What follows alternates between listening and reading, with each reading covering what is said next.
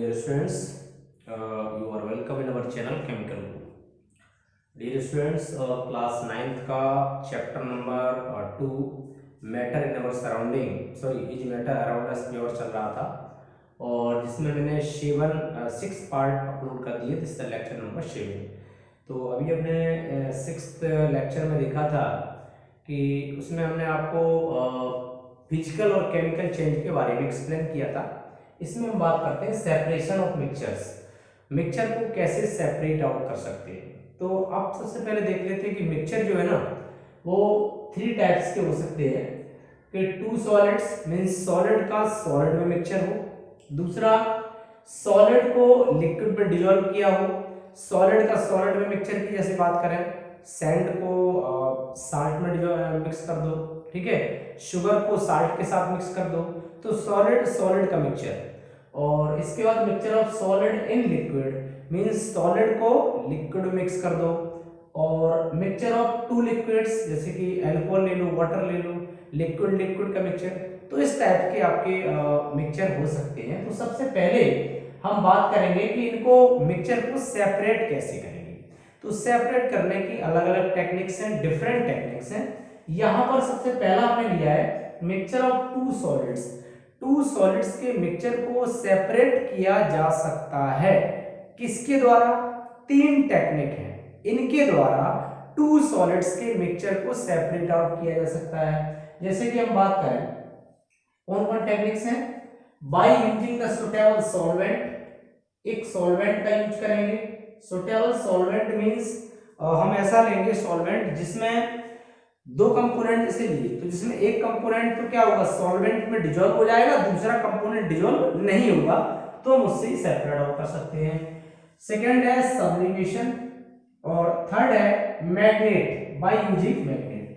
तो ये 3 तरीके हैं जिसके द्वारा हम सेपरेट कर सकते हैं 2 कंपोनेंट को सॉलिड इन सॉलिड, यानी सॉलिड का मिक्सचर सॉलिड के साथ है उसे कैसे सेपरेट करेंगे। तो सबसे पहली टेक्निक लेते हैं बाय यूजिंग द सॉल्वेंट।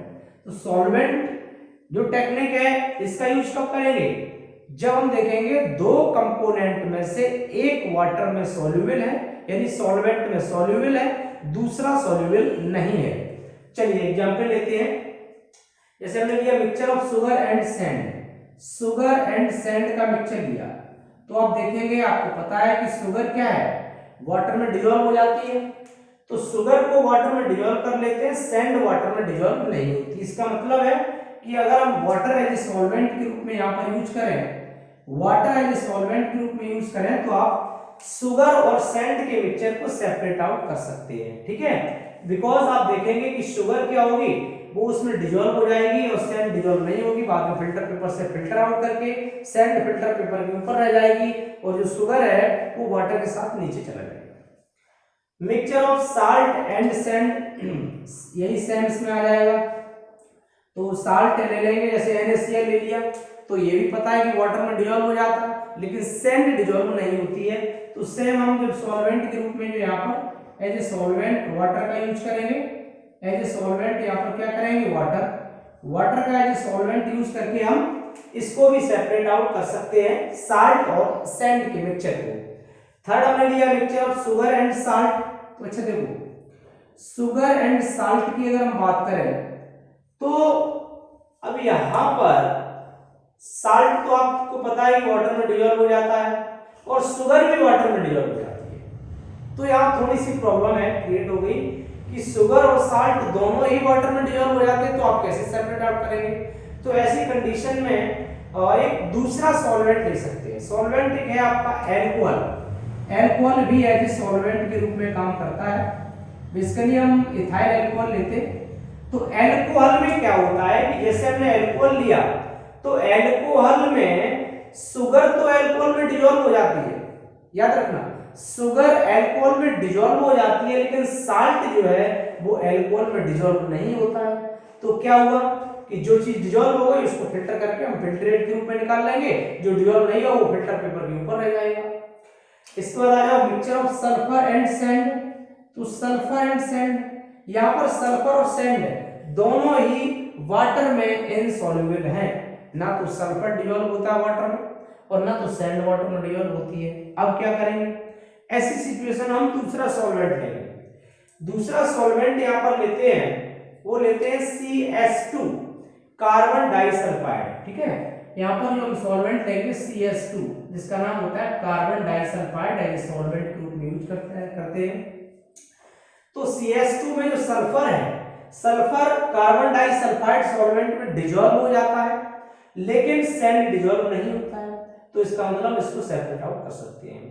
तो ये था आपका first, by using the suitable solvent. Solvent के यूज से हम कैसे टू कंपोनेंट के मिक्सचर को सेपरेट आउट कर सकते हैं, बट कंडीशन एक ही है कि दो कंपोनेंट में से कम एक कंपोनेंट सॉल्वेंट में डिजोल्व कंप्लीटली होना चाहिए। इसके बाद देखो बात करते हैं second point, separation by the sublimation. अब हम बात करेंगे कि सब्लिमेशन के द्वारा कैसे दो कंपोनेंट के मिक्सचर को सेपरेट आउट कर सकते हैं। फर्स्ट ऑफ ऑल सब्लिमेशन क्या होता है मैं आपको बता दूं, the change of a solid substance directly into gaseous state without converting into the liquid state and the vice versa is called the sublimation। जब कोई solid substance किसी solid substance को आप हीट करते हैं तो वो डायरेक्टली किस में कन्वर्ट हो जाता है, गैसियस स्टेट में कन्वर्ट हो जाता है। इसी फिनोमिना को, इसी प्रोसेस को सब्लिमेशन कहते हैं। The process of changing A solid directly into gaseous state without converting into liquid state, this is known as the sublimation। sublimation कौन कौन सब्सटेंसेस का सब्लिमेशन हो सकता है, इसके हम कई सारे एग्जांपल आपको दे सकते हैं, जैसे कि नेफ्थलीन बॉल्स, जैसे आपने देखा होगा जनरली ज्यादा जहाँ टॉयलेट्स वगैरह लगे होते हैं वहां कुछ देखा होगा गोलियां टाइप की रखी होती हैं। ठीक है, तो वो जो है क्या होता है, सब ये नेफ्थलीन की बॉल्स होती है। ठीक, नेफ्थलीन बॉल्स।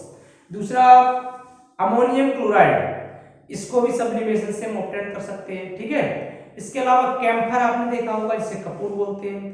कैम्फर को भी अगर आप हीट करेंगे तो डायरेक्टली सॉलिड से गैसियस स्टेट में कन्वर्ट होता है, तो कपूर को भी आप क्या करते हैं, सब्लिमेशन के द्वारा ऑब्टेन कर सकते हैं।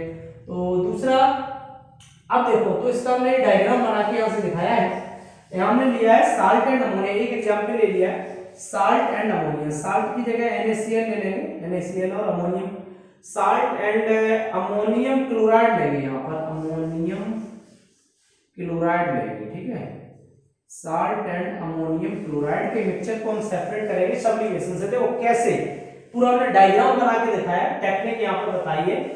हमने मिक्सचर ले लिया, ये जो रेड कलर की बॉल्स हैं वो हमने ली हैं किसकी, उसको हमने माना है अमोनियम क्लोराइड, है ना। तो आप किसी को कुछ भी मान सकते हैं।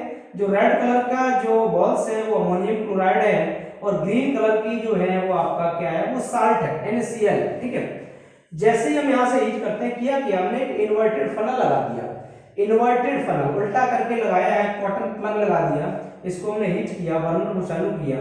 जैसे ही हीट करेंगे तो हीट करने पर आपको पता है कि साल्ट जो है वो एक वोलेटाइल सब्सटेंस नहीं है। तो साल्ट क्या होता है, NaCl जो है वो वही रह जाता है इसी में, चाइना डिश में, लेकिन जो अमोनियम क्लोराइड है ये ऊपर की ओर वेपर बनके उड़ने लगता है। जब ये वेपर बनके ऊपर की ओर जाता है तो यहाँ पर कॉटन प्लग लगा हुआ है, तो ये अमोनियम क्लोराइड बाहर नहीं निकल पाता है, और क्या होता है उसी कंडीशन में वहां पर उसकी जो walls of the inverted funnel, inverted funnel की जो वॉल्स हैं उसी के साइड में क्या होता है, पेस्ट हो जाता है, वह चिपक जाता है। इसी तरह धीमे धीमे हीट करते जाएंगे, कंप्लीटली अमोनियम क्लोराइड इसके साइड में चिपक जाएगा, वॉल्स में चिपक जाएगा, इसको फनल को हटा देंगे तो साल्ट अलग हो गया, अमोनियम क्लोराइड अलग हो गया। This is the technique which is used to separate the mixtures or the components by using the sublimation method। इसके बाद देखो third point, by magnetic separation या मैग्नेट।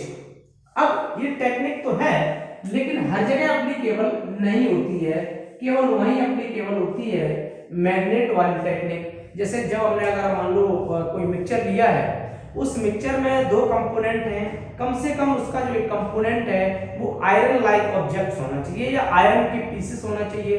तो आयरन के ऑब्जेक्ट, क्योंकि मैग्नेट या मेटल्स के ऑब्जेक्ट होने चाहिए जो कि मैग्नेट जिन्हें अट्रैक्ट करें, जैसे कोबाल्ट हुआ, निकेल हुआ, है ना। और मोस्टली आयरन अगर रहता है तो आयरन जैसे कंपोनेंट को सेपरेट करने के लिए इस टेक्निक का बेसिकली हम यूज करते हैं। तो अब देखते हैं इसमें मिक्सचर लिया iron filings and sulphur powder. तो सल्फर तो आपका क्या है, नॉन मेटल है, सॉलिड स्टेट पाया जाता है, सल्फर एक नॉन मेटल है। तो सल्फर पाउडर और iron filings, iron filings means iron के कुछ छोटे छोटे टुकड़े होते हैं, स्मॉल पीसेस होते हैं, उसे हम आयरन फिलिंग्स बोलते हैं। तो आयरन फिलिंग्स को और सल्फर पाउडर को सेपरेट कैसे करेंगे, आप बड़ा सा मैग्नेट का पीस ले लीजिए, उसमें आप रोल कर देंगे, घुमा देंगे, तो आयरन इसमें चिपक जाएगा और वो आपका सल्फर पाउडर रह जाएगा। दूसरा separation of scrap iron. Scrap iron क्या होता है, जो बड़ी बड़ी इंडस्ट्रीज, जो फैक्ट्रीज होती हैं, वहां पर क्या होता है, बहुत सारा कह सकते हैं वेस्ट मटेरियल निकलता है, जिसमें से वेस्ट मटेरियल में से आयरन के पीस मुझे निकालने होते हैं, आयरन लाइक ऑब्जेक्ट। तो एक क्रेन में मैग्नेट लगा दिया जाता है, बड़ा सा मैग्नेट, तो वो क्रेन से मैग्नेट को आप इस तरह से घुमा देते हैं, तो जितने भी आयरन लाइक ऑब्जेक्ट है वो सभी चिपक जाते हैं, हम उसको इस तरह से सेपरेट आउट कर सकते हैं। तो dear students, I hope that कि आपको ये इतना अभी तक का क्लियर हुआ होगा। इसका आप स्क्रीनशॉट ले लीजिए ताकि आप आराम से जब रिवाइज करें तो इजीली आपको प्रॉब्लम ना हो। इसके बाद हम बात करते हैं separation of mixture of A solid and liquid. Means यहाँ पर हम सॉलिड और लिक्विड का मिक्सचर है, इसको सेपरेट कैसे करेंगे। अभी हमने देखा कि सॉलिड और सॉलिड का मिक्सचर है, उसको हमने इजीली सेपरेट आउट किया। अब हम बात करेंगे कि सॉलिड को डिसॉल्व किया है लिक्विड में, सेपरेट कैसे करें। ओके, तो सॉलिड का यहाँ पर मिक्सचर बनाया गया है किसके साथ, लिक्विड के साथ। तो इसमें जो मेथड्स हैं सेपरेट आउट करने के, फर्स्ट है जैसे हम बाय फिल्ट्रेशन कर सकते हैं, सेकंड है centrifugation, by evaporation, by crystallisation, by chromatography और बाय डिस्टिलेशन।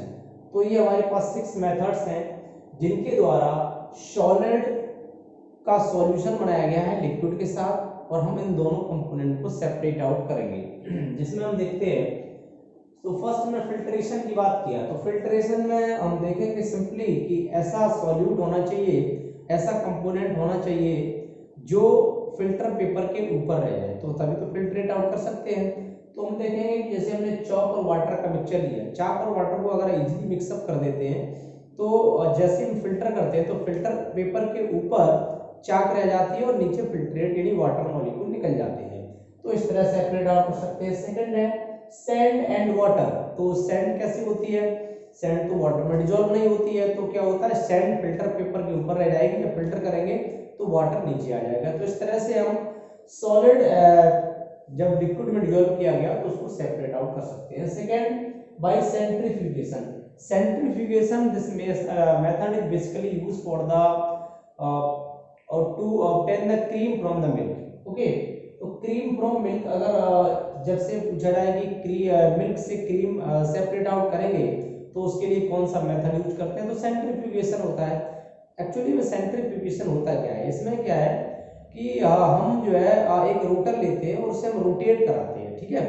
तो रोटेट, जैसे आपने देखा होगा घरों में जब दही से क्या बनता है, दही से जब उसकी हम नैनी बनाते हैं, उसमें से क्रीम निकालते हैं, तो वो मेथड ही सेंट्रीफ्यूगेशन मेथड कहलाता है, जिसमें हम उसको क्या करते हैं, रोटेट करते हैं, ठीक है।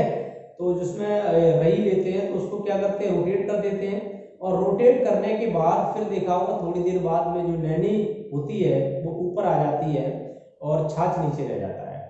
ये काम करता है डेंसिटी वाले प्रिंसिपल पे। जो पार्टिकल कह सकते हैं, जो क्रीम है, तो उसके जो पार्टिकल है उनकी डेंसिटी कम होती है as compare to the liquid, जो छाछ उसमें रह जाता है उसके कंपेरिजन में, तो वो क्या होता है, ऊपर तैरने लगती है। तो इस तरह से इस कॉन्सेप्ट पे काम करता है, इसको हम बोलते हैं सेंट्रीफ्यूगेशन।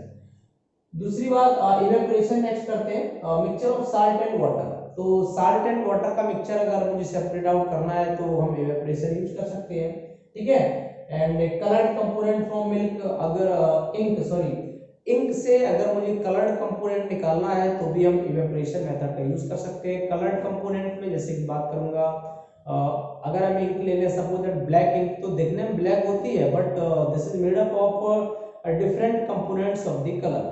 इस तरह से ब्लू इंक है या रेड इंक है, तो ये दिखने में जिस कलर की होती है उस कलर की नहीं होती है, उसमें और भी कंपोनेंट्स होते हैं।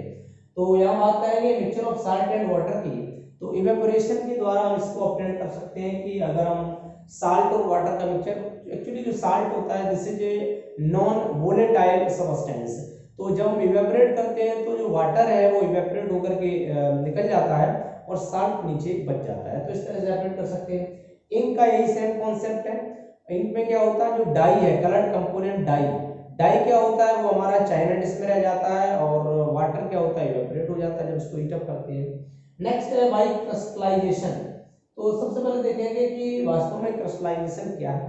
Crystallisation means the process of cooling a hot substance. कोई substance hot and concentrated solution, एक सॉल्यूशन लेते हैं, हॉट और कंसंट्रेशन सॉल्यूशन को हम पहले क्या कर देते हैं, कूलिंग करते हैं। कूलिंग के बाद फिर क्या होता है, हमें उसके कुछ क्रिस्टल्स ऑब्टेन हो जाते हैं, जिस प्रोसेस को बोल देते हैं क्रिस्टलाइजेशन। जैसे किसी को मुझे क्रिस्टल ऑब्टेन करना है, यहाँ पर इससे एग्जांपल लिया है impure sample of copper sulphate. तो जैसे लेबोरेटरी में अगर आप देखेंगे जब एक्सपेरिमेंट होता है, कॉपर सल्फेट का आपको इम्प्योर सैंपल दिया जाता है जिसमें और भी कंपोनेंट्स होते हैं, तो हमें उसके क्रिस्टल ऑब्टेन करने हैं। तो जो क्रिस्टल ऑब्टेन करने का मेथड है that is called the crystallisation. तो हमने पहले देख लिया कि इसमें क्रिस्टलाइजेशन क्या है, कि किसी सब्सटेंस को पहले क्या करेंगे, हीट करेंगे और उसका जो कंसंट्रेटेड सॉल्यूशन बन जाएगा उसको फिर हम कूल करेंगे तो हमें क्रिस्टल्स मिल जाएंगे। एक्चुअली में करते कैसे, तो सबसे फर्स्ट स्टेप ये है कि जो भी आपका इम्प्योर सैंपल लिया, जिस भी साल्ट का लेंगे उसको वाटर में डिजोल्व करेंगे, एक सफिशिएंट अमाउंट ऑफ वाटर में डिजोल्व करेंगे।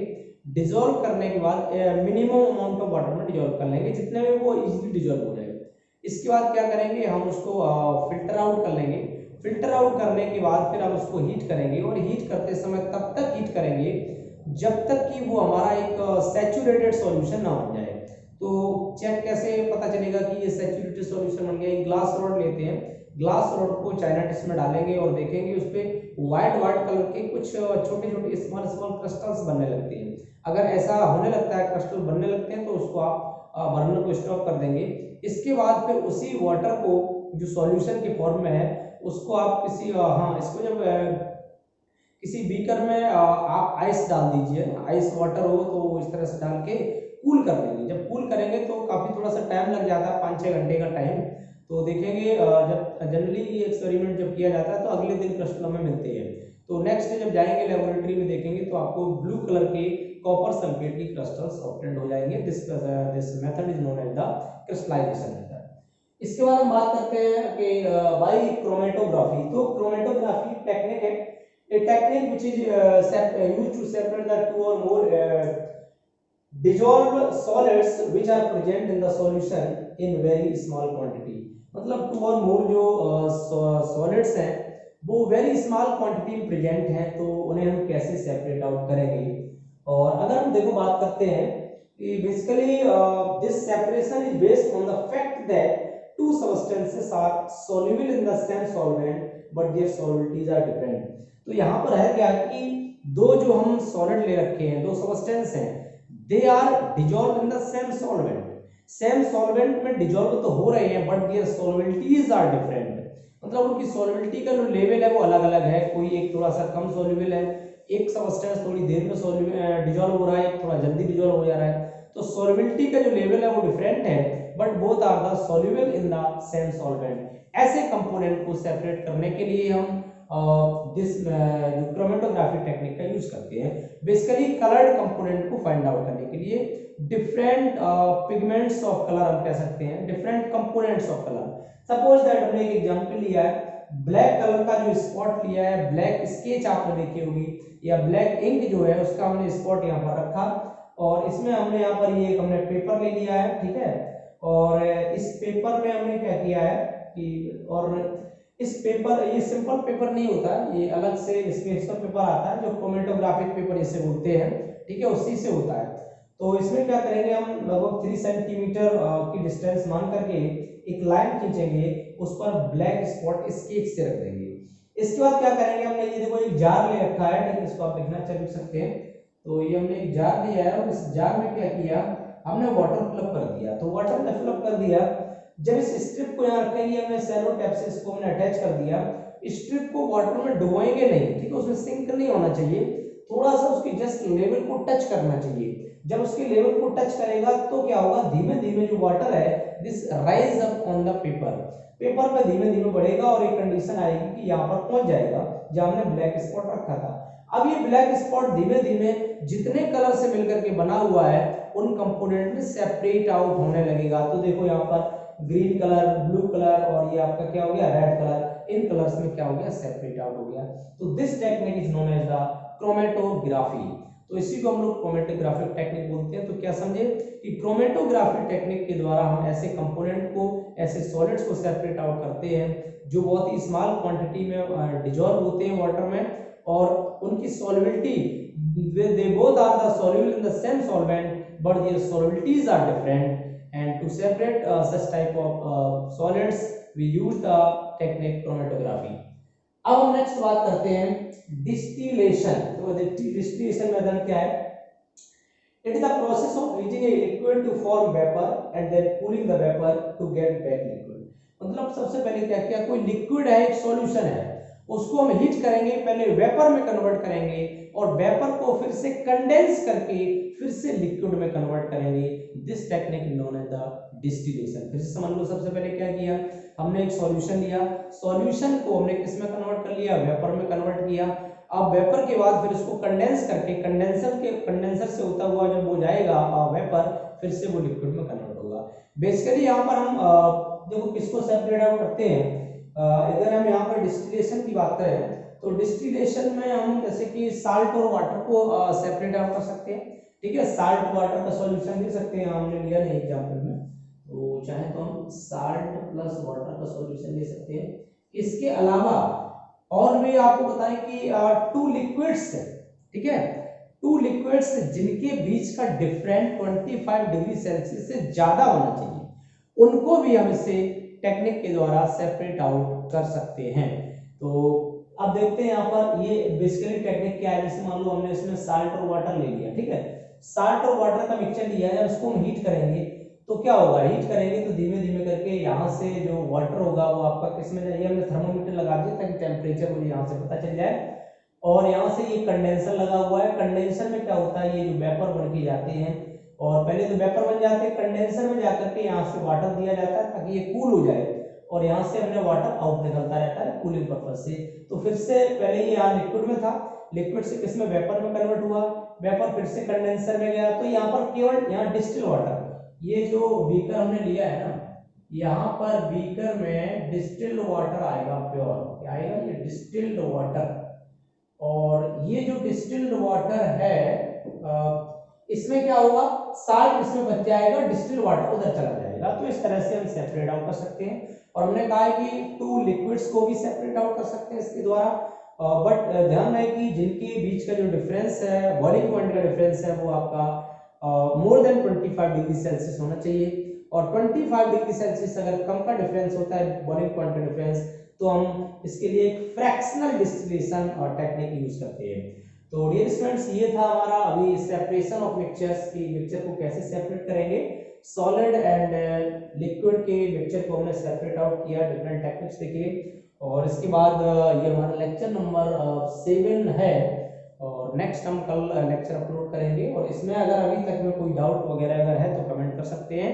और डियर स्टूडेंट्स, अपने चैनल को लाइक, सब्सक्राइब, शेयर करिए अपने फ्रेंड्स के साथ। थैंक यू, जय हिंद, जय भारत।